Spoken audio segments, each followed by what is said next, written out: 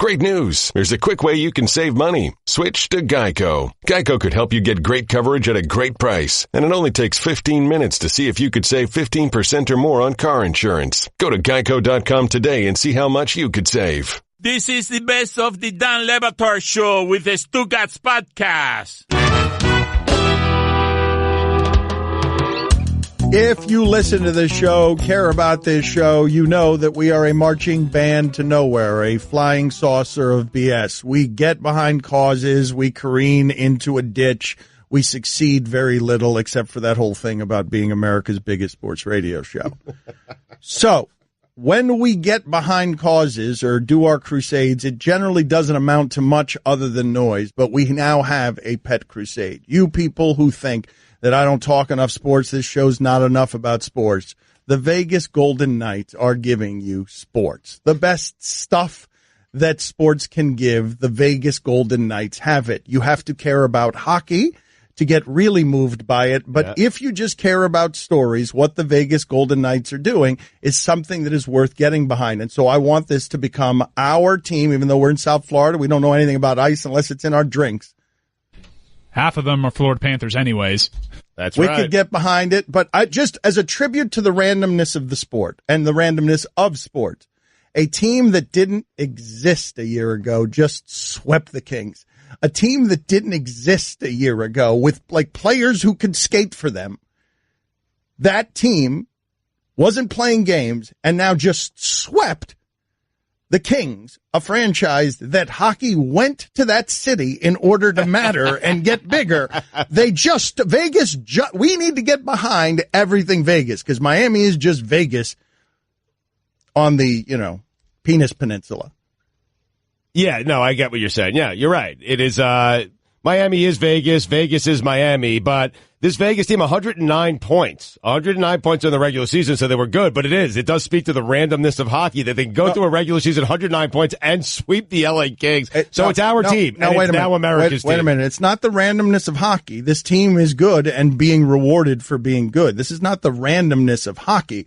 This is the randomness of sports that sometimes people don't know what they're doing with player evaluation and they send guys away that are valuable. And sometimes I don't think the Vegas Golden Knights are smarter than everyone in the history of the sport. No, probably not. I think they put together a good team because much of player acquiring is happenstance. And sometimes all of that happenstance comes to be something great. But it doesn't make any sense that the they are in the middle of the best expansion season we've ever seen from a sports team of any kind. Their first season has been better, I think, than just about any Panther season they've ever had. But you can make the argument, and I am not any kind of hockey expert, okay? I'm not pretending to be one. I've told you the story before. Cubans don't do hockey. My father went to a Panthers game. There were a lot of goals being scored. They were throwing rats on the ice because Scott Mellenby had killed a rat in the locker room with a stick, and it became a thing. And then Tom Barrasso, the goalie for the Penguins, is hiding in the net, afraid because rats are raining down, and they changed down the rules. And in those stands, my father, who did not know the color of a blue line before that game, my father, who thought the puck was made of metal,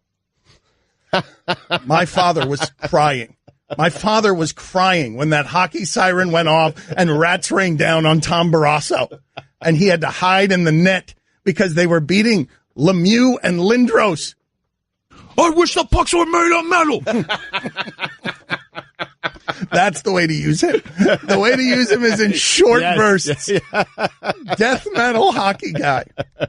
He was exhausted after. Yes. No, yeah, and he didn't think it was funny. Quite the core workout. Yes. Definitely not funny. But that was my father. That's the thing, though, right? My father, that is one of the places where my father came to love sports in this country, is because a story could move you. A story could, in sports, even though you don't know what the hell is going on, because he didn't know what he was watching. Right. How can we not get behind these Vegas Golden Knights? And Mike, should we, I'm liking that we might repurpose our University of Central Florida National Champion trophy. I want to get behind the Vegas Knights in the biggest and best ways that this could be done. And we'll probably ruin it as soon as we arrive. They'll probably lose the next 4 games. Yeah, they didn't really need our help. Well, I want to get behind it, though. I want to do it publicly, loudly. I want people paying attention to this hockey team. Well, I want to learn their stories. We will learn their stories. I will, a couple recommendations, maybe outside of the box. Let me go. I'm just spitballing, though. Let's not judge. What if we open the radio show talking Vegas Golden Knights hocky? I think that's a bad idea. And what if we get jerseys for you and Stugotz, and we dress up the studio a little bit? Hacks. How about they send us helmets that fit? How about some creative ideas? Did they get him a baby helmet? Is that a baby helmet that Stugotz is wearing right now? Is that a kid's helmet, or is his head misshapen? He's turning red from how tight these things are on his ears. No joke. It looks like one of your eyes might pop Stugotz, out. please take that off immediately. Okay. You look unhealthy. Your face looks a radioactive kind of red. I can't take it off. I mean, it's so tight. Mike bolted it into his temples for the comedian. I can't get it off. Oh my God. All right. Oh, there's a strap. There is a strap on his. I'm not sure if that's something that actually just happened. I think that just happened for real. Stugotz was trying to take a helmet off. He couldn't get it off by pulling it over his head, and then he realized there was a strap under his chin. I can't undo the strap. Dan Le Batard. Yanni Adababoo. Stugotz. Giannis Adababumbo. This is the Dan Le Batard Show with the Stugotz on ESPN Radio. We urge you, if you don't even care that much about hockey, the hockey playoffs are tremendous. There is not a lot in sports better than the hockey playoffs, and if you care about sports, usually the hockey playoffs can get your interest if you just care about sports because of what it can do. And the Vegas Golden Knights are doing something right now that is worth getting behind. But we are obligated by contractual demand by ESPN to talk about a dynasty possibly dwindling. It just said on First Take in a graphic I saw, dynasty dwindling, and the report is Tom Brady has not committed to play next year. Whoa. That's right. So everything must stop. I'm sorry, Vegas Golden Knights feel good. We got to stop for a second, and we've got to analyze what the hell's going on here. Mike, what the hell's going on here? This is the kind of investigation I do in 2018. I say, Mike, what the hell's going on here? Clear as day. What's going on here? What? Mind games. This is Tom Brady messing with Bill Belichick, causing an off-season distraction that he never has to deal with. This is payback for getting his guy out of there. Wow. And part of getting the guy out of there, by the way, is Belichick, if he has Garoppolo there, he says, hey, Tommy, you don't want to show up? That's fine. I'll go with Garoppolo. Get out of here. Don't show up. Don't show up this season. I'll go forward with Garoppolo. I'm not going so Tommy got him out of there. I'm not going to OTAs. I'm not going to voluntary camps. I'm not being dutiful soldier anymore. You don't like my doctor who's not a doctor. I'm going to hang out with my doctor who's not a doctor, and we're going to whisper in Gronk's ear. And all he's doing is motorboating and waiting for a distraction. He's just somewhere in the off-season, limping through the off-season motorboating. Me and my doctor who's not a doctor is going to get in Gronk's ear and say, hey, you train with us, not with Belichick. And Gronk's going to start talking publicly about what? I don't want to play so much anymore. Yeah, and Danny, why don't you be single and happy in Miami now, all of a sudden? I'm telling you, man, this is payback. This is the busiest couple of weeks of the offseason for the New England Patriots. Bill Belichick's trying to prepare for a draft, and now Tom Brady's putting it in the back of his head. You may not have a quarterback next season. Who are you going to take? I love that, man, because when you ask yourself, what the hell's Tom Brady doing? Well, other than having sex with a supermodel and other than trying to decide every day what's more super, the bowl or the model, he's just winning everywhere. And Belichick's preparing for the draft. And the Crafts have come out and publicly said Tom Brady will end as he pleases. We're not stupid. I know that they came out and put out a statement, a unified statement after the Wickersham thing broke. But things are happening around this organization that never used to happen. Yeah, we're reading into it because typically there was never anything to read into. So it's just adding fuel. It's not making this go away. The part that's confusing to me, because we've talked before with people who know a lot more than we do. Michael Holley is the guy who's reported on this dwindling dynasty, and he can tell you the stories about how Tom Brady has been subservient. Tom Brady is a follower. Tom Brady has very much bowed to the whims of his boss, Bill Belichick, who is somebody who can be caught snorting, laughing some days, listening to old 1990s Jerky Boys prank calls, snorting at his computer. And now the power in that organization, it appears that Tom Brady, by making Facebook videos with Deepak Chopra's kid and with doing the late night circuit and with doing things like this, it appears that Tom Brady has realized, oh, you ain't the boss of me anymore, Belichick. LeBron does not work for Ty Lue. I do not work for you. Do people find their voice at 40? Right? We talk about LeBron is finding his voice when he's 26. Well, this is crazy. But Brady has been such a lopsided robot about football that he didn't realize he was an adult until right now. Like, he's been the subservient guy who's been a follower, even as one of sports' great leaders. He follows Belichick. Michael Holley has explained all that to us, and he's not doing it anymore. But do you think there was a moment like someone had to sit him down? Did he come to this realization? I'm guessing it had to do with Garoppolo, and it's a slow drip over time. Hey, I wanted Wes Welker to stay here. Why'd you send him away? No, but I'm talking about did someone have to sit Tom Brady down and say, hey, he's not your boss. You're his boss. You're the reason he's won all these Super Bowls, not the other way around. Once you have the relationship with the owner that allows the owner to neuter the coach who doesn't want to trade the quarterback, Jimmy Garoppolo, the supermodel who was coming for Tom Brady's stuff that we now know to all be good. All of us know he is a good quarterback who, as of recently, was given the highest contract in the history of the sport at the position. They traded that away. Trading that away is moronic. It's moronic. Especially the way they went about it, which is they could have called Cleveland. Cleveland would have gave more.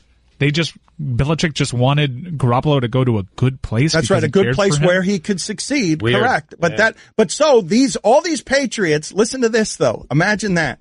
All these Patriots who now seem to be in a bit of revolt over the Belichick way, like all this stuff has been oppressive, and we are happy to be outside of it. Belichick will bench Butler during the Super Bowl. He doesn't care about anything, any humanity. But he cares enough after he's been neutered by Brady and Kraft that he has to trade his quarterback, that he wants to make sure to trade him to a place where that quarterback will succeed, even if it means bringing back the franchise not equal value, that makes the country laugh and think you're an idiot. It's odd, man. Right? Yes. How does all of that fit together? I don't know. I don't know. But I think Belichick has the ultimate payback here because you've noticed they have no offensive line. You're right. You're right. You're so right. You're so right. He's going to keep. Oh, really, Tom? No, you know what? You got it. Watch this. Stugotz has got it. He's. Look, you guys thought Belichick and the Patriots were a genius dynasty. Stugotz has just revealed how this will end at its pettiest and with the most ego. And the way that will happen is Belichick, who has shown off for years because he puts a stand-up comic at running back, and the guy scores 4 touchdowns in a game, and he's put on the cover of Sports Illustrated, and then he's out of the league because Belichick could do that. His ego is such that he says, no, you thought that was good? Watch this. Watch this. I know I can do some of this stuff with running backs, but watch this. I'm going to do it with white wide receivers. Yeah, look at it. Eat it. White wide receivers, and now the next move is those tiny people are going to be his offensive linemen. Belichick is going to say, I could do it with Amendola as my left tackle. They're both actively trying to make the team worse. That's right. That is correct. And it's just going to be Bob Kraft. What a great ending. Finally, somebody other than them wins.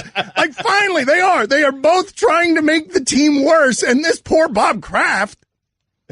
It still won't be the Jets that win, though. That's right. That's true. They're still in the division. Bob Kraft at quarterback will win 10 games for the Patriots in the AFC East. Money, money, money, money. Guillermo, put it on the poll. Would Bob Kraft be the third healthiest quarterback in the AFC East? Third best and healthiest. Wait a second. Now, Tom Brady, who's the Patriots quarterback right now? Who is it if Brady's not committing to anything? Well, Brissett is gone. Is it, Is it Hoyer? Hoyer. Yeah, it's Hoyer. Okay, he's not better than Hoyer. You sure? I'm not sure, actually. Don Le Batard. I'm pulled over, and I'm there with the police officer, and the police officer's outside my window, and a guy drives by in the opposite lane here, okay? Yeah. Stugotz. He yells, why are you laughing already? I haven't even gotten to the good part of the story. Just the visual, and I know No, it gets better. It gets better. The guy's driving by, and he goes, appreciate you, man.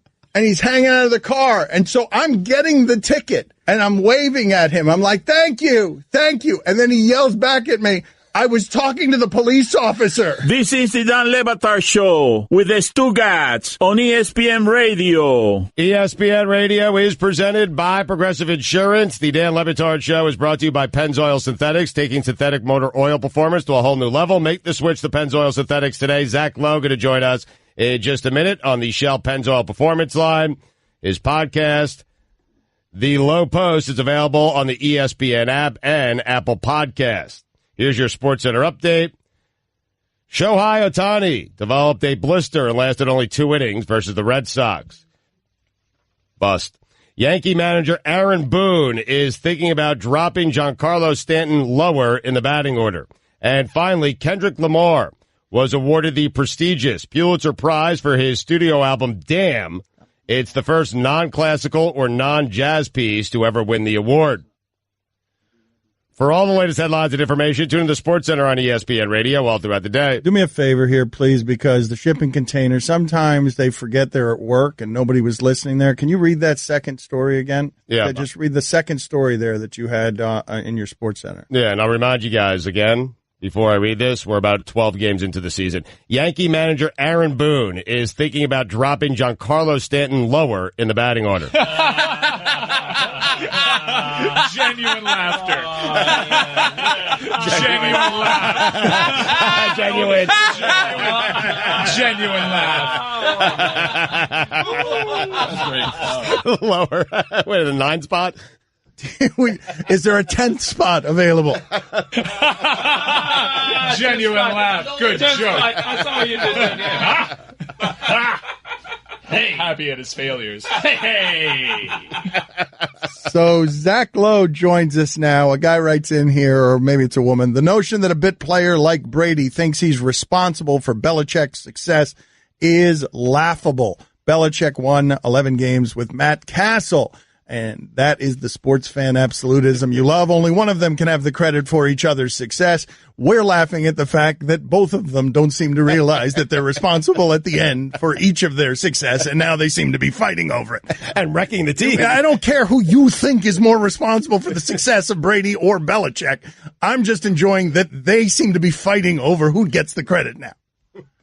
Zach Lowe with us, and as we said, the Lowe Post is available on the ESPN app and Apple Podcast. We all know how great Anthony Davis is, but I do not understand, Zach, and thank you for joining us, how it is that the Portland backcourt is being outplayed at home. I mean, some of it is Anthony Davis, right? I mean, the dude is absolutely everywhere. You put him in the pick and roll, he's a menace.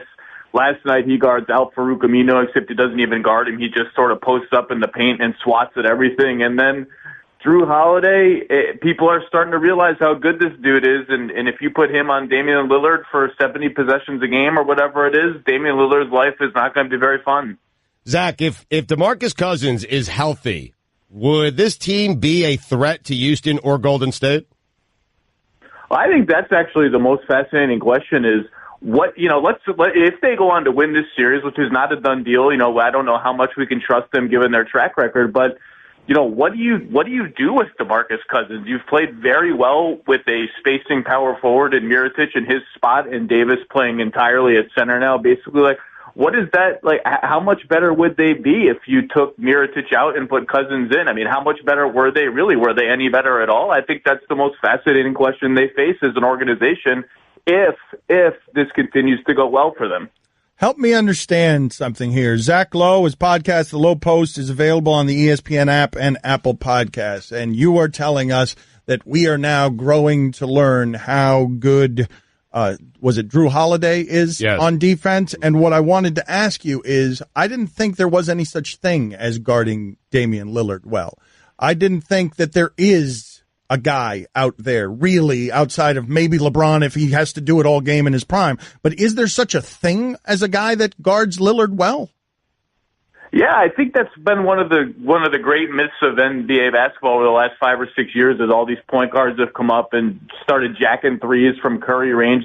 This idea that, well, point guard defense is impossible. It doesn't matter. The only defenders who matter are wings and big men. And I never thought that was true.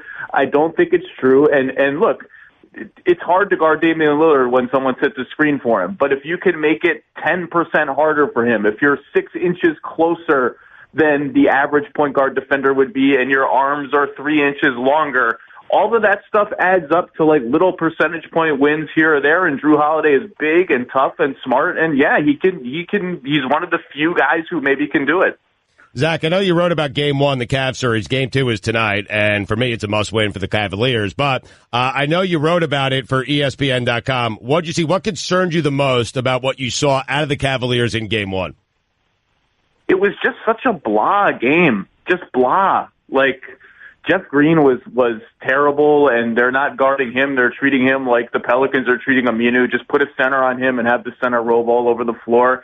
And this is sort of the conundrum with LeBron, right? I mean, he gets in these playoff series, and look, Bogdanović played a really nice game on him, and he's an underrated defender. You cannot tell me that dude has a chance if LeBron just says, hey, I'm going to post up 12 feet from the rim, give me the damn ball every single time, and we're going to get a three or a layup or a dunk. And he just doesn't do that until their backs are against the wall. And if he agrees with you and thinks their backs are against the wall tonight, like, I want to see LeBron go into, LeBron finals mode. Let's see it, because they can't guard him down there. All right, Zach, but what the hell, man? 18 at home, losing by 18 at home, and scoring 80 to open the playoffs. Like, what the hell with that Cavs team, Zach? That's the question. Zach, the question is what the hell? That's the question, is what the hell, Zach? I agree with you. I just thought it was like they played it like it was game 83. There was no urgency. Now, they did miss. They were 8 of 34 from three, and you want to hang your hat on, well, that will change. Well, if they hit their average from three, they still lose the game to a 5th seed in the Eastern Conference, and their rotations are all a mess. Kyle Korver played 4 minutes. They don't know if they should start Lance or Larry Nance or not start Larry Nance. It was just sort of like the verve, one team played really, really hard and really, really urgently, and the other team just kind of played an NBA basketball game like it was February. I'd be interested to get your thoughts on this, because for me, this is the infuriating thing about LeBron James. I heard Stephen A. Smith say this the other day, and I happen to agree with what he said, where with LeBron, you can't count out that maybe LeBron doesn't want to get to the finals because he doesn't want a 6 finals loss on his resume. Therefore, he'd rather just bow out now and go figure out where he's going to go next. That infuriates me because you want him to be a competitor, not think that way. But I happen to think, Zach, that he does think that way.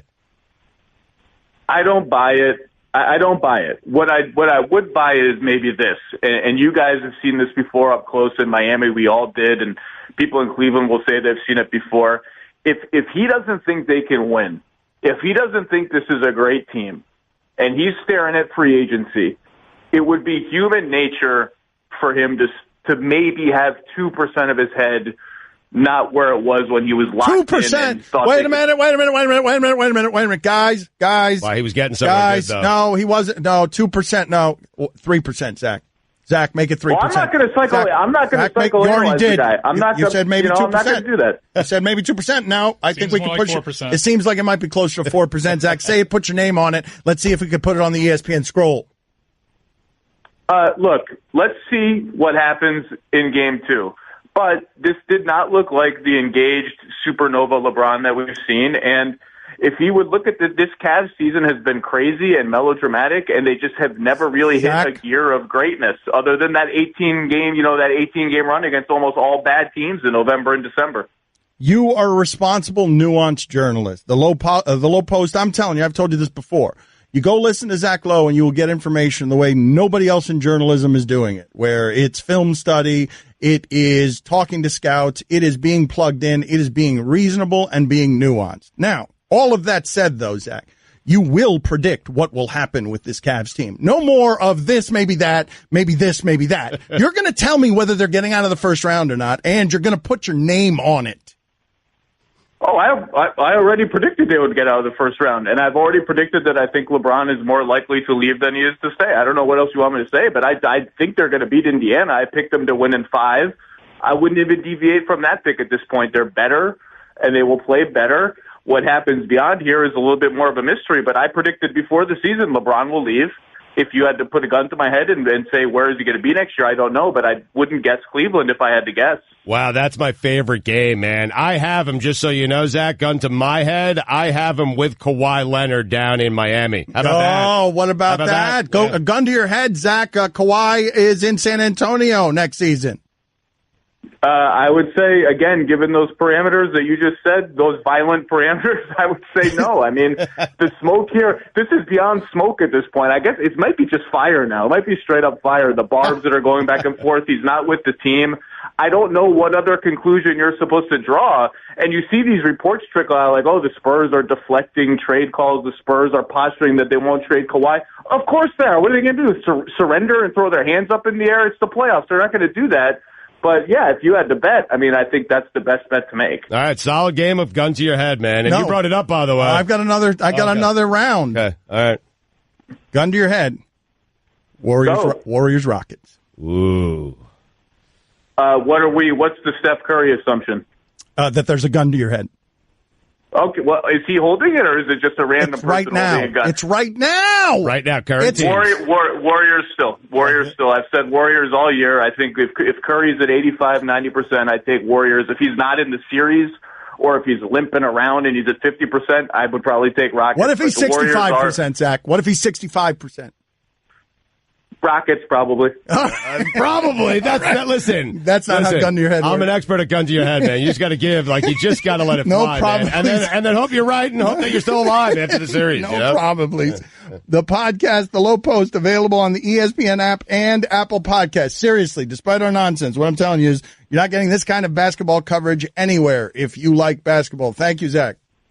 Thanks, guys. Catch more of the Dan Le Batard Show with the Stugotz, 10 to 1 Eastern on ESPN Radio and ESPN News. I'm a one-trick pony. Literally. I show up at kids' parties and act cute. That's pretty much it. So excuse me for being bitter. When Geico says not only could we save you money on car insurance, but we do more. Like give you 24/7 access online, over the phone, or even via our award-winning mobile app. Well, ooh la la. Aren't they multi-talented? Hey, I said organic carrots. Geico. Expect great savings and a whole lot more. Dan Le Batard. Bill Belichick has told his players that despite the blizzard that's expected in the New England area, the Patriots will hold its final practices during its playoff bye week. No excuses for being late. Moron. Stugotz. Don't do that. Sorry. No excuses for being late. I'm sorry. If he needs it, you got to give it to him. He's helping Bill. He is displaying behavior, that of a moron. That's all I'm saying. Save it. We're good. You kick, save, and abuse. This is the Dan Le Batard Show with the Stugotz on ESPN Radio.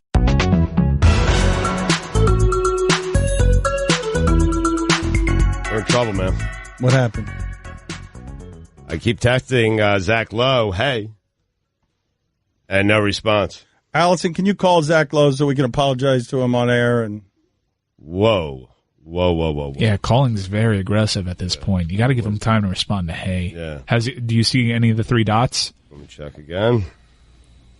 No. Yeah, we don't want to come off desperate now. Yeah. all right. I wrote, sorry, hey. So 3 heys and a sorry, and not even a dot. I mean, nothing. 3 heys. Too many.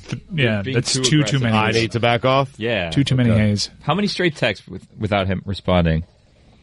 4. Stalker. You guys don't think Allison should just handle Zach Lowe? I'd like to talk to Zach Lowe so we can apologize to him. Whoa. We can't just call him, guys. We need to be on the same page about this. Yeah. Because now we know how this game goes. Right. One more hey, or? He has all the power. I'm not sure you know how the game goes, Dan. I've been out of the game for a long time. Okay, well, you're losing it right now. Okay, you're losing at the game. I'm Mikey and Swingers. Yeah. It's a power struggle. Mike's right. There's a power struggle. Any dots? Have you seen dots? No dots. Wait, what color are his text messages? His are white. In yours? Green. Oh, yeah, you're not going to see dots. Oh, this is bad. By the way, you hate the people who text. Like, do me a favor. When you text me your entire thought in one text. I don't need a series of texts. It's obnoxious and it's annoying. You know people who do that? Give me the entire thought in one text. Don't give me 15 text messages all around a single thought. Allison does it all the time. All the time. Thank God you brought it up. She is the worst. She had a day that she sent me 30 straight texts that I did not answer, and it was like 4 sentences. She does like one word at a time sometimes. And if she wants to be really aggressive, she'll do one letter at a time if you haven't answered. What? So it'll be like 18 straight letters for 4 words, and it's like, can you not tell that I'm busy or I don't want to talk to you right now? Does it sound like that's intentional to do one at a time? It is intentional to annoy him, and yes, I do it all the time. Well, get the point. No one wants to talk to you. But you're the person that like takes days to respond, and then when you text, you're like, why aren't you responding? Why aren't you getting back to me? Well, because I only text you important things. Okay. It's annoying, Allison. I'm just telling you. Oh, bubbles are coming back. I see some bubbles. How? There's no bubbles if he's green. You're lying. Oh, that was Baselli. ESPN Radio is presented by Progressive Insurance. Small business protection just got easier. With more than 30 coverage options available, Progressive has you covered. More at ProgressiveCommercial.com. Guests on the Dan Le Batard Show appear via the Shell Pennzoil Performance Line. The NBA playoffs are on ESPN Radio. Tune in tonight as LeBron and the Cavs host the Pacers. Coverage begins at 6:30 p.m. Eastern on most ESPN radio stations. Here's your SportsCenter update. Tallahassee police had conducted surveillance on Florida State quarterback DeAndre Francois for months on a tip that he's been selling marijuana and has raided his apartment, finding less than an ounce of the drug. University of Michigan police are investigating threatening tweets directed towards Jim Harbaugh. And finally, Sioux Falls mayoral candidate Jolene Lochster says she is 100% committed to and supports Stugotz Day in Sioux Falls. That's the platform she's running on. Run on this platform. Get me a private jet. She says she loves Stugotz. Oh, that's nice. Now I feel bad. Yeah, you were asking for a private jet before you. I still want it. She says that she loves Stugotz and would like Poppy to make the trip as well. More on this story as it develops. Or not. Poppy. Hey, a little pushy there, right? Poppy will go in there and take your appearance fee, and he won't ask for no private jet. He's got first-class travel in his contract. That was funny. He made fun of my agent about it. He's like, really? First-class travel? That's what you got us? Hey, really? That's what you got us? Yeah. I don't go anywhere. I'm an old man who lives 3 blocks from my house. That's what you got us. First-class travel. Who's his agent? For all the latest headlines and information, tune in the SportsCenter on ESPN Radio all throughout the day. I do it with Poppy. I think that'd be fun. Poppy, she's offered Poppy a week, hasn't she?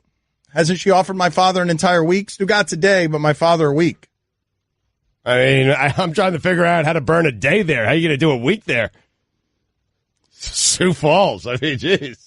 This is not very nice, Stugotz. These people are trying to do a day for you. The mayoral candidate wants to get you out there. No, the mayor is using me to get elected. That's what the mayor is doing. She's running on the Stugotz platform of, hey, Sioux Falls, Stugotz Day. She's using me for votes. And you know what? If you're going to use me for votes, that's fine, okay? I'm going to use you to get it exactly how I want. And how I want it is a lot more money, more things to do, and a private jet. By the way, you can listen to us on Sioux Falls Sports Leader, ESPN 991. Love you guys.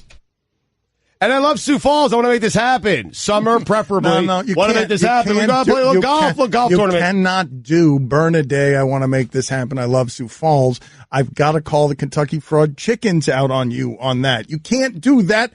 I love Sioux Falls. I'm doing everything I can to get out of ever visiting Sioux Falls. Yo, chicken time. Again, you can listen to us in Sioux Falls Sports Leader, ESPN 99.1.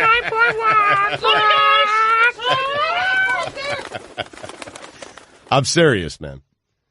I'd be happy to go out there summer months. You're not serious? Right. Okay, thank you. The Chickens are undefeated. They are the Harlem Globetrotters. Never lost. Never lost. Yeah. You're right, chicken. Well, all right. So we're beefing with Zach Lowe as part of our continued quest to beef with everyone in the mainstream media. Chicken time. You. Yes. Okay. My bad. All right. Sorry. I'm sorry, chickens. Get back in there. You're right, as always. Undefeated. Yes, I'm sorry. Whoa. Sorry to upset you. I'm beefing with Zach Lowe. Stugotz has the better beefs. It's Wilbon. It's Dan Patrick. It's Rich Eisen. It's Around the Horn. It's an entire city. I love that city. Listen, I'm open to doing this in the summer. I mean, Stugotz is so much better at beefing than I am. I'm beefing with Zach Lowe. I mean, listen, no city means more to me than Sioux Falls. No affiliate, no city, nobody. I know Miami means everything to you. Sioux Falls means everything to me for the right price. I can be bought. You love that affiliate. I do love that. He talks about it every day. I do. What is that affiliate again, Stugotz? You know? Oh, man. The sports leader. Number one in my heart. Yeah. Home of the Skyforce. 97.2. No. You really should have. I mean, honestly, why couldn't you go with the bluffery? Why did you go and give the wrong call letters now in Sioux Falls? Call numbers. That's a fine.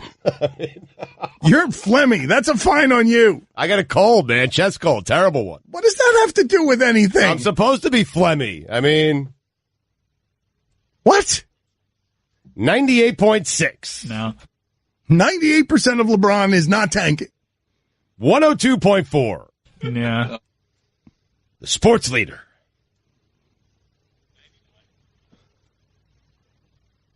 99.1. Sioux Falls. Yeah! Sports leader. Yeah. I'll go there, man. Boom. Wait, if they give you a private jet. Well, I mean, listen, this mayor, she's not the mayor, Dan. So I know what's happening here. The current mayor wants Sioux Falls Day. And the mayor who is running against the current mayor sees the popularity out there. So I feel like, you know what? I was just waiting around for my spot because now I'm at max leverage point. This is fantastic. This is great. Hey, right? Yes. You're a debate topic. Yes, My patience is paid off. Yes. I mean, So you need to be a part. Now what we need to do. It's patience. No, Precisely what it's been. Mike, we need to do this. Yes, patience. A shining tribute, not to Stugotz's just unending greed, but to his patience as a symbol of his strength. We need to have him go and moderate a debate between the mayors of Sioux Falls. That's something that needs to be. It's going to cost more, but this is also what I'm saying, okay? I am willing, whichever mayor is willing, because they're both running, that wants to pay me the most money for a Sioux Falls Day, okay? That's the mayor I will back at Sioux Falls. And if I back you, you're going to win. So, you know what? Let the bidding begin. Okay, now we're in the game. Now, let's do it with corrupt and politics. For all of us. I want all of us there. Oh, well, that's the lie. That's the lie. You don't want anything. What if we cut into your appearance? Yeah, what if we... No. I just want to share the joyous day with you guys. Key to the city, a golf tournament. Carry my golf bags. Carry my bags. Is that it? I'll buy lunch. You don't want to go there by yourself. I'll buy lunch. I love the idea of Stugotz flying to all his dreams in a private jet and sobbing because he's so alone. You think they have golf in Sioux Falls? I'm serious. Of course they have golf. Put it on the poll. What? Right. I don't know if they have golf there. Listen, I'm telling you. What do you? They have golf everywhere. What do you mean? Everywhere in the United States where you will find a large region. It's debatable. South Dakota. I mean, I don't know. A large non-urban region. Wait a minute. Maybe Stugotz is right about this. Of course there's golf in Sioux Falls. I'm going to Google golf courses in Sioux Falls. Hold on. I don't know the demographics of Sioux Falls. I don't know the temperature of Sioux Falls. So it's SUE, Falls? Cent, 5 cent, 10 cent, dollar. Population, 35% elk. I mean, we're not going there. Dangerous. You ever see an elk? Horns, I think. That's a great question on the poll at Levitard Show. Have you ever seen an elk? Not a picture of an elk, an elk. Have you ever seen an elk? It's how much elk? 35%. That can't be right. You cannot tell me that statistic does not. What do you mean Sioux Falls is 35% elk? 35% of the residents are elk. That can't be right. We're going to have this golf tournament, and elk are going to be my foursome. I mean, an elk is going to hand me a key to the city. I mean, an elk's running for mayor. No, what? With Vivid Seats, you can get tickets to watch your favorite team no matter what your favorite team or where your favorite team plays. Talk to them about it, Stugotz. Tell them. Yep, spring has arrived. That means so is Major League Baseball season. The crack of the bat, the smell of the grass. It's time to head to the stadium and experience all the action. What's the best way to get tickets to the ballpark? With Vivid Seats. Just download the free Vivid Seats app and easily find seats wherever your favorite sports team is playing. I have found approximately 25 golf courses. Oh, really? About 25 golf courses. Okay. I believe one of them has elk in the name. All right, we're back in business. I mean, I'll go out there. You guys want to go? A little golf tournament? Check out the elk. I mean, you guys pay for your own travel, and I'll meet you with Poppy. Chris, you in? Good? Summer, you in? Roy? Sioux Falls? Billy? Sioux Falls? Yeah, sure. You don't think it's going to happen? It's not. No, it's not going to happen. Well, it's not. Dan Le Batard. Yo, chicken time. Stugotz. It's Modern Cop. This is the Dan Le Batard Show with the Stugotz on ESPN Radio. As you see what's happening, Stugotz, in San Antonio and in New England, is it possible for these kinds of things to end well very often? I know the Spurs had that great 20-year run, but is Popovich allowed to retire regally, or does the way it has to end always be with everything coming apart? That Belichick and Brady have to fall apart at the end. That Tim Duncan and Popovich got to the end, but now Popovich is there. He comes from another time. He's not connecting with Kawhi Leonard. Kawhi Leonard doesn't trust him. They've got a massive scandal on their hands because this is a young superstar, and for whatever the reasons are, Popovich can't reach him. Well, the reason is LeBron. I've told you that. So when LeBron gets in the mix, then no, it's impossible for it to end correctly. No, but what I'm asking you is, with what is happening in New England, the odds are always against that ending, given that Tom Brady and Bill Belichick might have different ideas about how good Tom Brady's going to be at the end. Tom Brady isn't going to find in the mirror, I can't do this. Confidence is the last thing to go. Mirror's last thing to know. So it can't end well. Like, unless Tom Brady decides to retire, it's not just going to end at 45 with them holding up a trophy and then it's done. There's always a greed at the end of it. These people define themselves by these things too much for them to just let them go. Well, hold on, then. Could it end that way? Could it end Belichick, Brady, Super Bowl, Brady's done? Or Belichick's done? At the same time, it doesn't feel like that's where we're headed when Kraft's publicly saying Tom Brady can retire however he wants. No, but okay. Maybe not the perfect ending, but if they win a Super Bowl, one of them just decides to hang it up. Isn't that a pretty good ending right there? Yes, but Tom Brady keeps saying on Facebook that he's playing till 50. And his wife, a supermodel, she's pretty persuasive, and she's the breadwinner in the family. She's like, retire already. And he's like, no. She's like, come home. We don't need money. He's like, no. Right. I'm trying to think. Look at Gronk. He can't even speak anymore. No. You killed Wes Welker. No. Come home. I want you to be safe. No. I'm trying to think where it's ended perfectly. Like, I'm trying to think. Tim Duncan, they ended that pretty perfectly. They ended that perfectly. But the reason it was so perfect for so long for Pop is they kind of lucked into, Robinson got hurt. So he transitioned from David Robinson to Tim Duncan, which kept them relevant and winning championships for another 2 decades. Then you thought he was going to transition to Kawhi, and that's not working out because of LeBron. But so this is not going to end well for Popovich. Well, it's not going to end the way I think Popovich envisioned it to end, with him on top. It's not. Like, they're not going to be on top for very long. They're already done. But what I'm saying, didn't it happen with Pat Riley here in Miami? He came down from the heavens one last time, won it miraculously in 2006. Did he quit? Did he immediately quit? That's never how it ends. When does Tony Dungy walked away, but not the moment he won it. Yeah, Elway. Worked for Elway. Well, no, but it worked for Elway because he was 1 million years old. At that point, Elway's body, the way he played, helicoptering around, breaking at every turn. Like at that point, Elway, yes, you're right. He got the ending right. With the team he started with, he ended with that team. But you look back, the greatest athletes, Jordan didn't end with that same team. Montana didn't get that ending. But do the coaches get that ending? Do the coaches ever retire at the? I always feel like there's some extra greed that you're not allowed to. In sports, you're not really allowed to retire the hero with the story on the perfect ending the way you want it. If you could or would, Dwayne Wade would retire right now, today. Right after that game. That'd be the perfect way to retire. But that's not how anybody retires, though. I mean, Jordan had it perfect. Yes, he did. He got yes, greedy he and did. came back. No, but they all do. Had it perfect. They all do, yes. Jordan had it. But why do you think his last speech was so bitter? Like the last speech of the Hall of Fame, he's spitting at everybody. Why? Because all the years after that were so awful. Seriously. Like he just needed to get it off his chest. But Jordan's a meme and a clown show now. He had the perfect ending. You think we could put that meme on his face if he had just quit right after that? Dick Vermeil had a perfect ending. He walked away from the sport after he won the Super Bowl, right?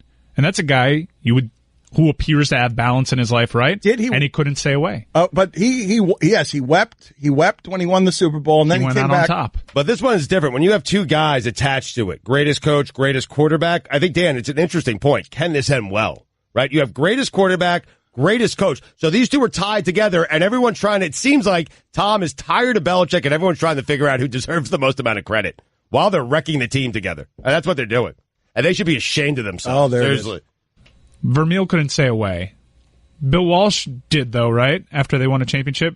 Or did he return to college? But he stayed away from the professional ranks, right? But okay, and they're all Larry Brown, man. They're all of them except Dungy, who has family and religion and has managed to wander away. Hell, man.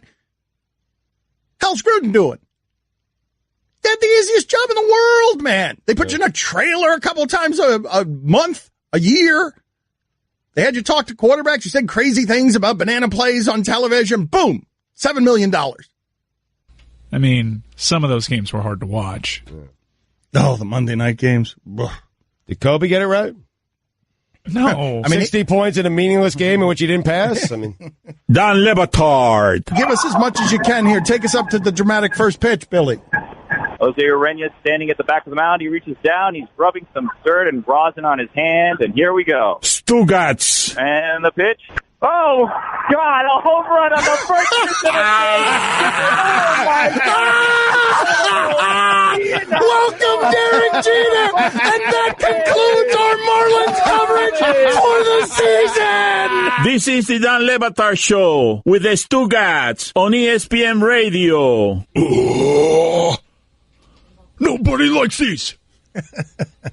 I like them. It's the most polarizing thing we do. I like death metal hockey guys. I cannot believe people like this guy. No, people do like him. And so people hate unfunny. him. It's not unfunny. It's unfunny. It's a great character. Death metal hockey analysis guy is great.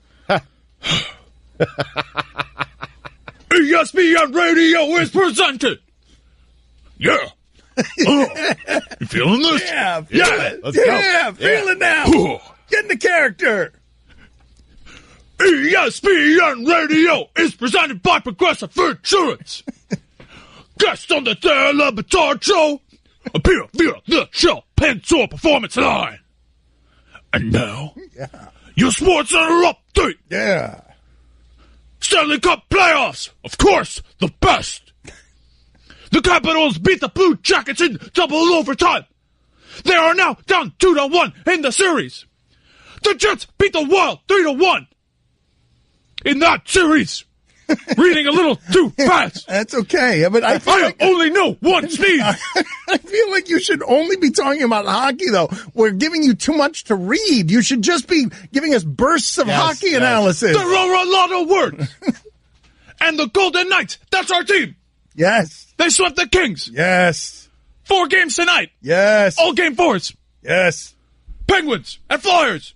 Lightning and Devils, my favorite. Preds and Avalanche. Art Bryle's favorite as well. I'll say hi to him when I get there. God, I can't wait. I mean, Satan, I can't wait. And Ducks and Sharks. I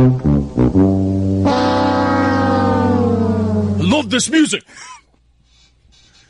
But this is grating. And I'm going to stop now and get taken over to finish out the rest of the update by someone else. Wait a minute. Hold on, someone else. Someone else. Come, save me. Oh, yeah, dude. It's the greatest band in the world, dude. 311. Toes in the sand, chimney in the hand, and 311 playing. That's the band. And finally, in their quest to take back the only copy of their album, Once Upon a Time in Shaolin, dudes, the Wu-Tang Clan. They may have found an ally in former FBI Director James Comey. Wu-Tang Clan's Ghostface Killer and Method Man met with Comey backstage at the Late Late Show last night. Ghostface captioned the photo of the trio together by writing, "Me and my brother Method Man working on getting that album back from the feds." I love 311, dude. Just let the vibes and the seal drum flow through you. Why'd you get so close to the microphone? The song was a little loud, and I'm also a producer on the show. Oh. Wu-Tang Clan forever. That album was forfeited by its owner, Martin Shkreli, after he was convicted of security fraud. Never cool, dude. Currently, it rests in the hands of the Justice Department. Anywho, for all the latest headlines and information, tune in to SportsCenter on ESPN Radio all throughout the day. By the way, I've heard these promos. There's a palm tree that talks like a surfer that likes baseball. That's ridiculous. Stealing my bit. Who would like baseball, dudes?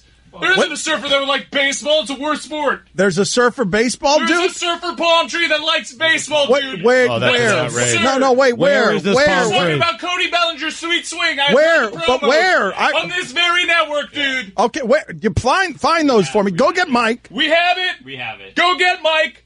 And have him play it off the J Drive. Yes. I'm just going to stay here vibing to 311. Wait a minute. So people are selling some surfer baseball guy? It's baseball it's palm a palm tree? dude. They're using the palm tree to promote baseball. All right. How are they doing that?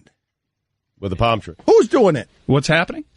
What is happening here is that the surfer guy who stands far away from the microphone and death metal hockey guy who seems to be a little more insecure than usual lately, both of them were doing the update, and death metal guy became insecure, and surfer guy told me there was some baseball surfer palm tree that ESPN was dragging around, stealing his character, and he's seeking copyright infringement. As a palm tree, I keep it pretty chill up here. But Cody Bellinger, he's exciting. Are you kidding me? So much gnarly power, so little effort. Just chillaxing up there. And we both have the tall, slender, wavy thing going on. Cody Bellinger. Totally, man. Sunday Night Baseball. Nationals Dodgers at 8 Eastern on ESPN. Telecast presented by Taco Bell. I mean, why would they steal the worst thing we do, dude?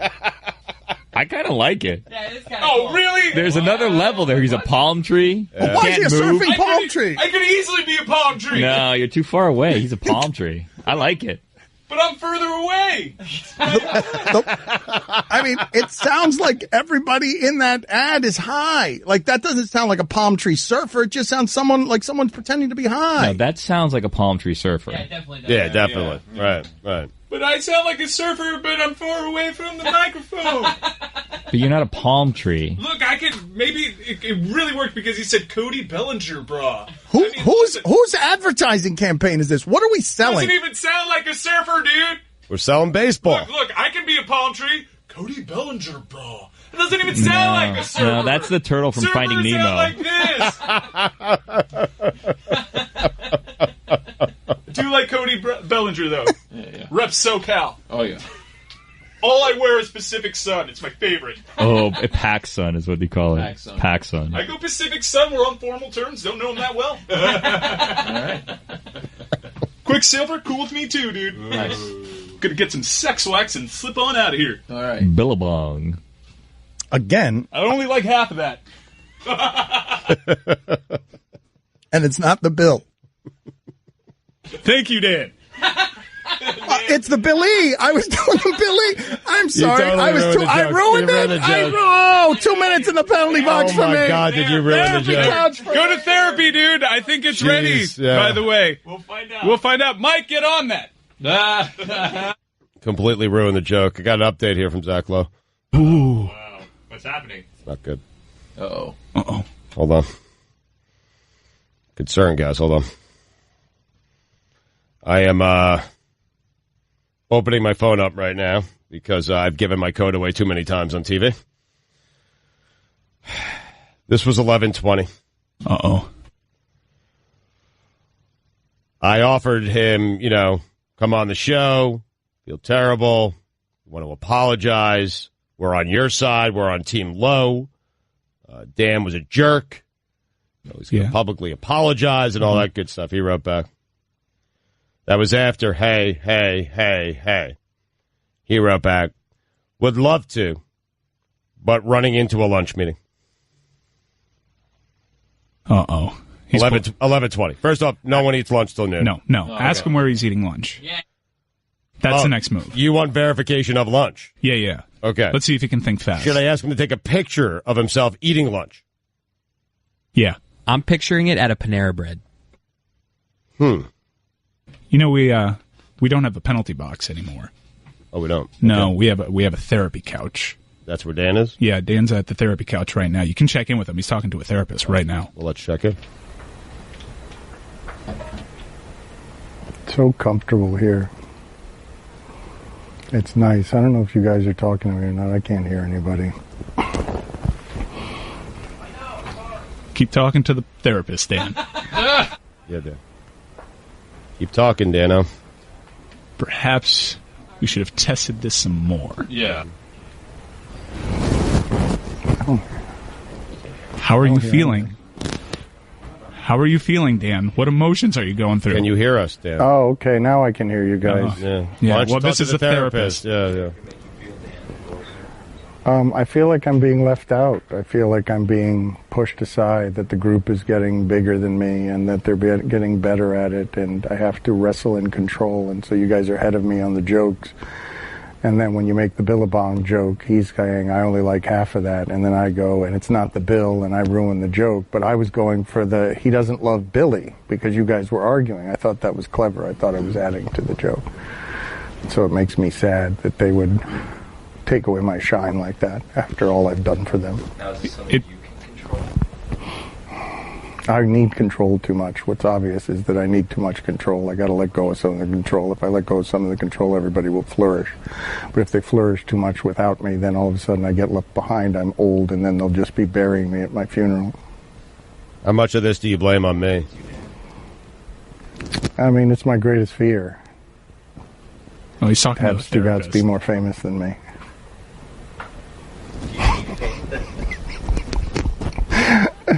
Yeah. Ask the therapist if this bit is dying on the vine. I'm just bloated on it. Ask the therapist that. Is the bit dying on the vine? Oh, is anyone listening to me? Was I talking on air? Yeah, the whole time. No! No!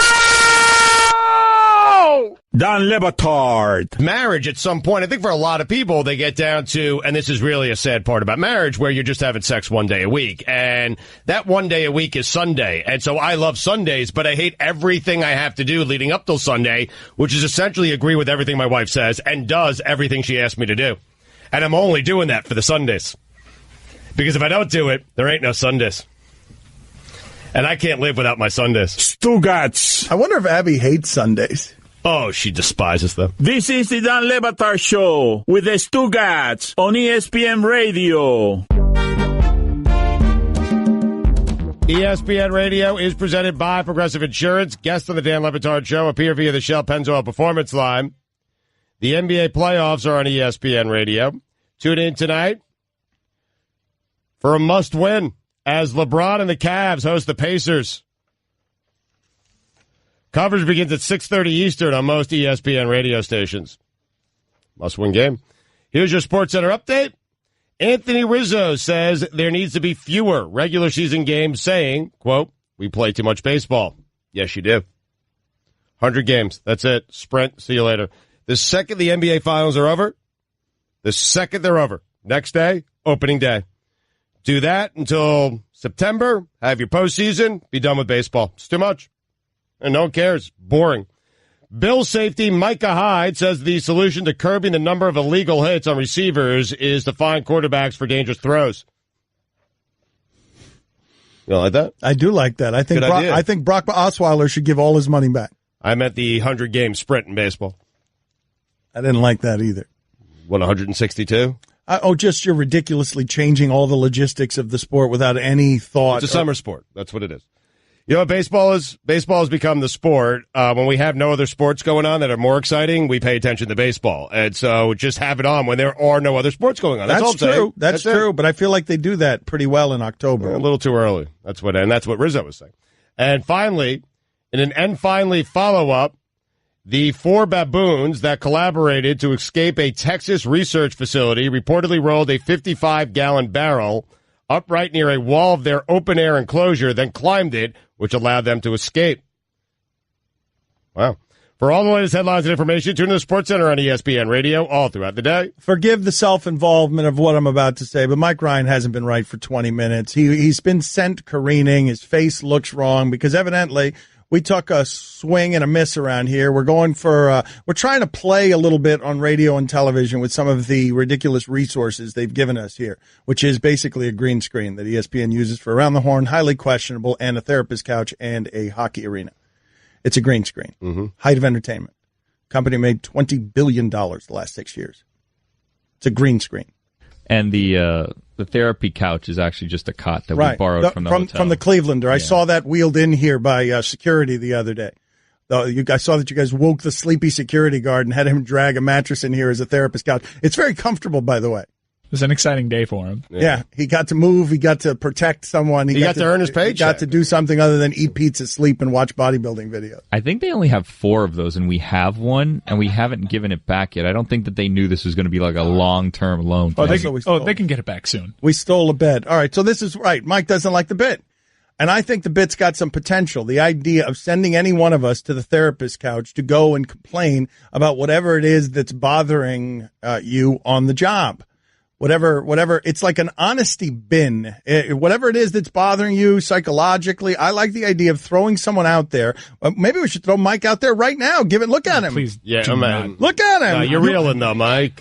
We've lost Mike for the show. He doesn't think he's funny anymore. Mike. Man, he was funny 45 minutes ago, and then Death Metal Hockey Guy happened, and then the couch happened, and now he feels like he's not funny anymore. Mike, it feels good. Just let it out, man. It feels good. I really don't want to do Get out of here. 2 minutes, therapist couch.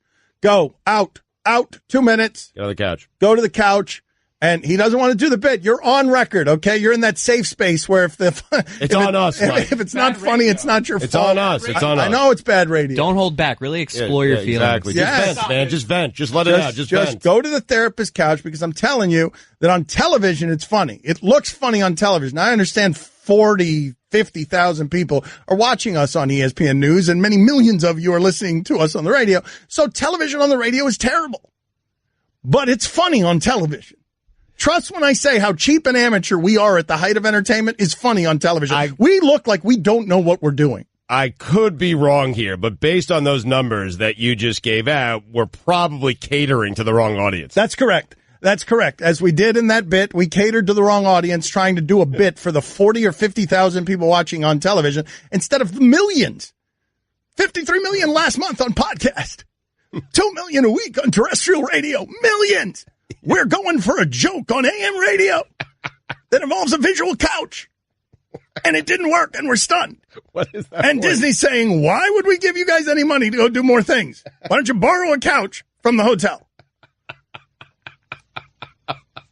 So at some point here, Mike is on the couch, and I don't know what's happening. I don't know how to do this bit correctly. I think the bit's got potential. What do you think, Stugotz? Do you think the bit has potential? No question the bit has potential. It's just, it's venting about things going on, around the show, venting about you, and giving people, you're letting people inside, letting them hear that. Yes, I think it's a good bit. I have no proof so far, but I do think it's a good bit. No, we don't have any proof so far. So let's listen in here on Mike and see what it is that he's talking about to the therapist. Let's listen. Hold on. Let's fade him up slowly and let's see what. I was kind of against the idea of the segment, but conceptually, I guess, visually it looked funny, but my concern was always radio, and all my worst fears were realized because it sounded clunky. Dan was lying down in a penalty box for some reason. They couldn't get the therapist's office up on the green screen, and Stu and I were just talking, trying to fill and communicate with Dan, but he couldn't hear us. I feel better. And I think my biggest fear, honestly, now that I have you here, is... All right, fade him down for a second. Okay. This seems invasive. This feels a little personal. We will check in at some other point during the segment. Again, confidentiality agreement. Yes, hold on, though. Just give him 30 seconds of must-win LeBron tonight. 30 seconds, and then we'll check back in with Mike. 30 seconds. It's weird, a team down 0-1 in an NBA playoff series where, I don't feel like it's a must-win. Most people would say, hey, must-win for the Cavs tonight. I don't think it's a must-win. Now, I know I said that about an hour 20 minutes ago, but that was an hour ago. And now I don't feel like it's a must-win for LeBron. I think even if the Pacers squeak one out here, even if the Pacers win by a point, maybe they win by 20 points, doesn't matter, okay? It's all part of LeBron's master plan here. And so tonight, where most people are saying must-win for the Cavs, I'm saying, nope, doesn't matter if they win this game. In fact, how about this? Must-win game for the Pacers. It's a must-win game for the Indiana. You lose this game, series is over. You win this game, perhaps you have a chance when LeBron says to himself, you know what? I'm done. I'm done with this owner. I'm done with this team. I'm done with this organization. You say the Pacers lose this game? Yeah, it's over. Their season's over? That's what you just said? Yeah, if the Pacers lose tonight, it goes to 1-1.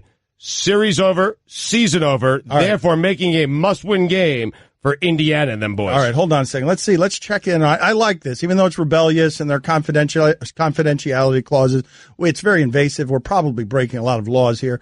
Let's listen in again surreptitiously to how poorly the first one went, and then they dragged me right back out here against my will.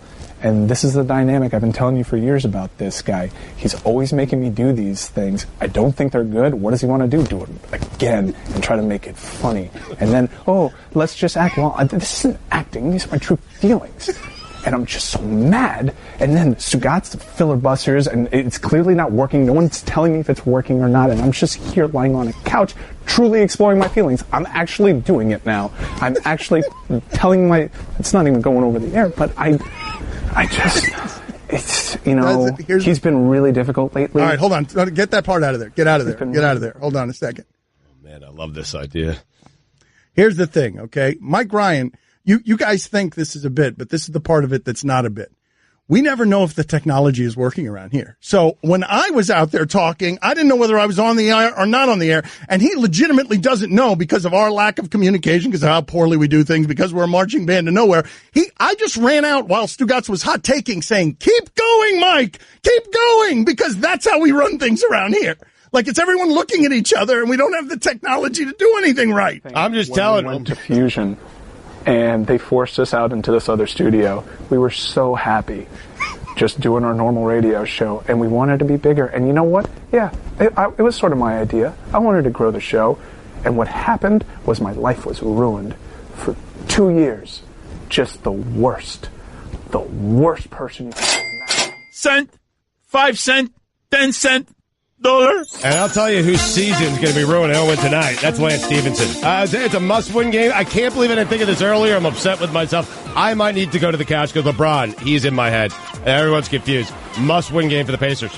Take the Capital One Venture card, put the venture in adventure, and once you get Capital One, we've been telling you this for a while, you will be helping the show, you will be helping one of our sponsors, you will be helping someone that we care about because they care about us. Tell us, Stugotz, about Capital One. Did the bit work? I didn't even do this anymore with him. I went to Bristol and I asked around. Believe me, I tried. But this guy has ruined my career to the point that I am radioactive. No one will hire me. And I am just here, stuck in this hell that's televised. God almighty, what have I done? Don Batard. Stugotz lies so much, and he doesn't take inventory of his lies, that even when he's telling the truth, we don't believe him on anything. What's wrong, Stugotz? What are you objecting to? I mean, listen, I've done this to myself, so I'm frustrated at myself. I'm not going to lash out elsewhere because I understand why everyone would think that I was the one who did this. But I am sitting here telling you guys that I did not Do it. Stugotz. You absolutely took a bite out of a piece of pizza and put it back with the rest of the pizza.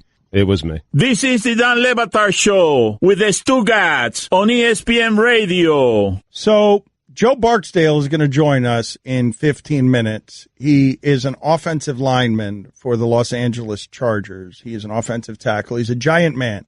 He is 6'5", 326 pounds. He does violence for a living. And he just released his debut album, Butterflies, Rainbows, and Moonbeams. The 6'5", 326-pound tackle for the Los Angeles Chargers just released his debut album, Butterflies, Rainbows, and Moonbeams. It's actually Norwegian death metal. So I want to talk to this guy because he seems interesting for a number of different reasons, but one of the reasons that he's interesting is because DeMar DeRozan and Kevin Love have recently given voice to the idea of it's okay to be vulnerable publicly with my depression and my vulnerability. Right. In a world of testosterone. Millennials, generationally, there's some differences here. People in their 20s, athletes in their 20s, seem to be okay with, hey, I don't have to be a man. I can talk about my feelings. It's okay to talk about my dark feelings. Different world, though. Even from the NBA, right? Different world for him. Yes, okay. It is a different world, but he's 6'5", 326 pounds. I understand. And that. whether he's writing about butterflies, rainbows, or moonbeams, he's 6'5", 326 pounds. And he mauls people for a living. A lot of guys in that league do. Is my point. But I don't think you should confuse, though. I don't think we should confuse that this man can't handle himself just because he's got a soft side. It's at the center of what it is that we're talking about that might not be accepted in that sport from him. No, I have no doubt that he can handle it. I'm wondering if the people around him can handle it. That's all, like how it's being received, how he's being, Yeah, I don't. We will find out. We will talk to him in about 10 minutes. But he has decided. I don't know what the impetus for this was. I don't know exactly whether he wants to help others. That's what DeRozan was saying it because he wanted to help others. Love did it because he wanted DeRozan to feel less alone.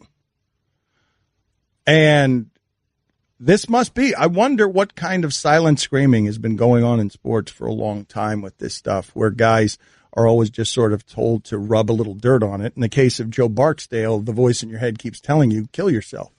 Kill yourself. Do it now. And it keeps getting louder. Kill yourself. You should kill yourself. You're worthless. You should kill yourself. But I got money. I got fame. All my dreams have come true. I'm a big offensive lineman. I'm making money. I've got millions of dollars I've made because I've signed the bonuses and I'm successful at what I do. And now I'm going to talk about my feelings. I'm going to do it publicly. I don't know why exactly he's doing this, but I suspect we'll find out in about 10 minutes. Maybe it is to help others. Maybe it is because that silent screaming feels awfully alone when you're the only one who can hear it. I mean, it has to be, right? Like helping others, getting word out there, letting other athletes know they're not alone, letting people know they're not alone. Well, I think there probably is with this. If he's coming out with this publicly, my guess is that there probably is with him, hey, don't judge a book by its cover. My guess is that if you're naming your album, about butterflies and moonbeams, he very much doesn't want you to think of him or typecast him as 326-pound meathead. Because this stuff isn't easy to talk about publicly. I don't even know why he would do it. I don't know what therapy he gets from it, from talking about it publicly. Oh, I think he has a platform. I think there's a lot of people, Dan, who have no idea what's going on inside of other people's brains, inside of their own brain, okay? Mental illness, depression, and he has a platform. He's coming on our show right now, and I think he is taking a leadership role and saying, hey, I'm going to spread the word about just how bad this can be for a lot of people. Because he has the platform, and not many athletes, and I'm with you. I think there are more athletes. They're just afraid to say it. But we've had 3 who have recently come out, and I think the reason they're coming out is to help one another, but to help everyone else. I do. Dwayne "The Rock" Johnson came out talking about depression the other day, and I'm wondering if we haven't had this. It feels to me as an opening for talking about things that used to be not talked about. Are there more athletes in sports who have come out as gay than there are athletes in sports who have come out as depressed? Because the reason I frame it that way is there is a vulnerability in revealing to others whatever your privacies are, whether they're mentally or sexually. And so I ask you the question, who's more outed right now, gay athletes or publicly depressed athletes? Actively, I think mental illness has been more public. Recently, you feel like you have DeRozan, you have Love, you have Barksdale. Oh, no, but I'm talking about throughout sports. I'm not just talking about in the major sports. I'm not talking about Michael Sam. I'm talking about throughout sports, what tend to be testosterone-soaked worlds in the male kingdom. Yeah, I think it's a safer space, obviously, because we're seeing such a rash of it. And Lord knows, just statistically, there are more gay athletes than have publicly been outed. But that's not the question I was asking you. I wasn't asking you, are there more closeted gay athletes than there are closeted depressed people? What I'm saying is the decision to go public with your sexuality is nobody's business. The decision to do that is something people do with great trepidation, no matter how much the stigma's fallen on those things, no matter how the country has changed its mind. I look at everything that's happening here, and I see that a guy like Joe Barksdale is deciding to be publicly vulnerable this way, and I just don't think many people are willing to do that. And the more guys who are 6'5", 326 pounds who do this, the more guys who do it, the more that you will find others are willing to do it. We could just ask them. Yeah, we could do that. Yeah. But what kind of way would that be to set up the interview? Is Zach Lowe still mad at us? Oh, man. I mean, listen, I don't know what to do here, Dad. Mad at you. Okay, he likes us. Okay, because he's responding to me. I sent out a hey, a hey, a hey, a hey, a fifth hey, and no response. And then Zach said at 11:20 that he would love to come back on and would love for you to publicly apologize, but he's having lunch. And no one has lunch at 11:20. Nobody. I don't care what anyone says. Nobody has lunch at 11:20. So an hour ago, he sent you a text saying, lunch. I would love to do it. Got a lunch meeting. I have asked him for proof of lunch. Picture, receipt, anything. Oh, you think he's just avoiding me? Crickets. Dan Le Batard. Woo, woo. Stugotz. Woo, woo. This is the Dan Le Batard Show with the Stugotz on ESPN Radio. This right here is Joe Barksdale. This music right here is Joe Barksdale. I don't know if it's from Butterflies, Rainbows, and Moonbeams, but this is the 6'5", 326-pound man who guards Phillip Rivers for the Los Angeles Chargers. And it's really good. Here's your SportsCenter update. FIFA Council member Constant Omari has been arrested for embezzling money given to the... I don't know how to say this one. Did I say it? Congolese Soccer Federation. Thank you. I mean, what a shock. FIFA, Constant Omari, embezzling money. Surprising. The Calgary Flames fired head coach Glenn Gluzatin. No idea who he is. Never heard of him until today, and I'll never hear from him again. And finally, Lauryn Hill has announced a tour to celebrate the 20th anniversary of her iconic full-length solo debut album, The Miseducation of Lauryn Hill. Hill will play the 8-time platinum-selling album at each stop of her 20-day tour. I like her, man. For all the latest headlines and information, tune in to the SportsCenter on ESPN Radio all throughout the day. She's got a great voice, Roy. Joe Barksdale with us now. Again, he is a giant man, a mauler for the Chargers. He's being honored at the Erasing the Stigma Leadership Awards on April 26th. If you want more information, you go to erasingthestigma.org. And he has said in the past, it's a quote about being depressed. This is who I am. I am as depressed as I am black. Joe Barksdale with us now on ESPN Radio. Joe, thank you for making the time. We were talking about you before you came on. Why did you decide that there was a need somewhere within you to tell everybody about this? First of all, thank you guys for having me. It's an honor to be here. I'm a big believer in research and education leading to answers and familiarity, and I feel like, as human beings, we're afraid of what we don't understand. But, at some point in time, throughout history, that's how the breakthroughs have been made. Someone has stepped up and said that, hey, we need to, focus more on this issue or learn more about this issue. And then we, continue. And then we, as a society, begin to cure it. And it's not as foreign anymore, like Magic Johnson with HIV, for example. Joe, I'm interested in the overall reaction, but because of the nature of what you do for a living, what was the reaction of your teammates in your locker room when you announced this news? Teammates were cool about it. I found it surprising that the number of people that either could directly identify with, what I, things that they read in the article, or were, one or two people removed from it. So I think that, it affects more people than we know about. And I think that, by stepping out and, speaking up, I think that it will help those people get the help that they need so that, so that the disease doesn't take their life. Well, let's talk about the specifics of this. Again, Joe Barksdale with us. He's a Chargers offensive tackle. When did you realize that the darkness was something that was abnormal? Last year in November. That's the time that it really, hit me. That was my fourth time trying to kill myself, and I realized that, like you said, it's not normal. So explain this if it's not too painful. Again, Joe Barksdale is being honored at the Erasing the Stigma Leadership Awards on April 26th. For more information, please go to erasingthestigma.org. When you're making these attempts to kill yourself, what's going on? Like, what are you thinking about yourself? Are you thinking that you're worthless? Are you thinking that the solution to the pain that is in your head, the solution is to end your life?